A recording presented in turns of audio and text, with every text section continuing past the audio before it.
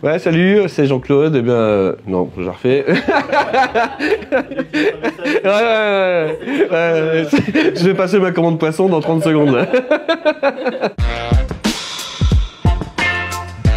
Salut, je m'appelle Jean-Claude. Donc, je suis chef étoilé à Clermont-Ferrand. Et je suis venu là pour vous expliquer ce qui change en fait d'avoir une étoile Michelin. Je vais la faire bref, hein, parce que sinon...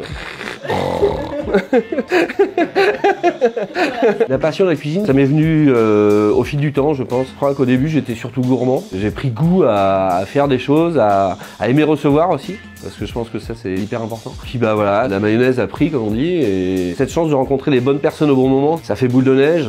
Et c'est ce qui m'a permis ensuite de rencontrer même des grands chefs, la chance de faire des grands établissements. Bon après c'était mon choix en termes de vision sur la cuisine gastronomique. Bon ça c'est vrai que je l'ai connu de par mon patron d'apprentissage, Jean-Claude Rigolet, qui a eu une étoile Michelin pendant mon apprentissage. Et du coup bah j'ai jamais décroché. Le chef, c'est un petit peu, il y a le chef d'entreprise déjà, il y a le chef de cuisine. Dans mon cas, vu que c'est mon établissement, les deux sont liés. C'est cette ligne de conduite qui se fait de la marchandise, donc des fournisseurs, jusqu'au moment où tu vas envoyer l'assiette, quoi. Et envoyer l'assiette avec tout le service qu'il y a avec. Il y a ce côté linéaire, quoi.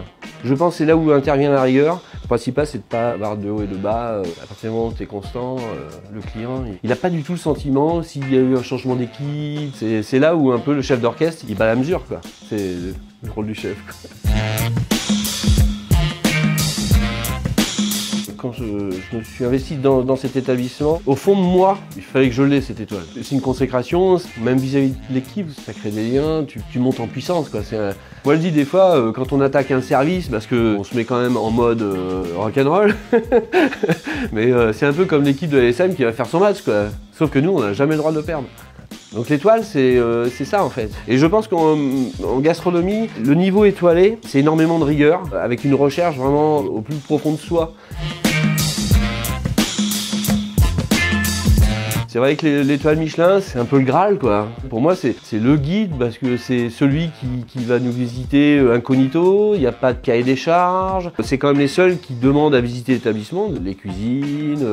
Ils s'intéressent quand même à ce qui se passe au sein de l'établissement. Donc moi, je trouve que c'est quand même important. Ne pas juger uniquement que l'assiette, c'est aussi un ensemble de choses. Alors, quelquefois, on peut en parler aussi avec eux parce qu'ils ont aussi les critiques clients. Donc ça, c'est bien aussi. Bon, après, dans les critiques, hein, comme tout à chacun, que ce soit le bon ou le mauvais, il y a les amis, la famille. Et puis les autres. Mais il y a toujours une part de vérité. Je pense que c'est là où ça change un peu la donne. Pour une deuxième étoile, il faudrait peut-être que je prenne une personne supplémentaire au service avec une formation plus spécifique sur la sommellerie par exemple, pour monter en gamme si tu veux. Tu vas piocher un petit peu pour enrichir ce que tu as déjà construit, mais tu apportes du plus, quoi.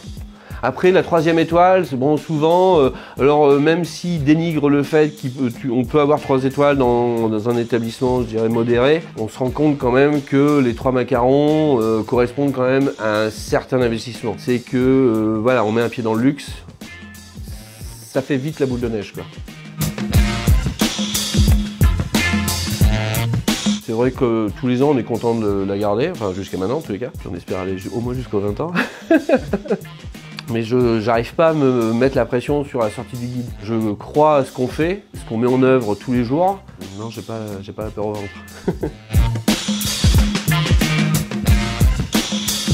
Plutôt une bonne assiette et qui soit jolie à regarder, mais si possible pas une belle assiette et puis bon, ça c'est toujours un peu triste hein, parce que c'est vrai que des fois les mecs ils s'éclatent à faire des traits partout, des splaves, des émulsions, des machins et tu goûtes, tu dis mais pourquoi il a fait ça?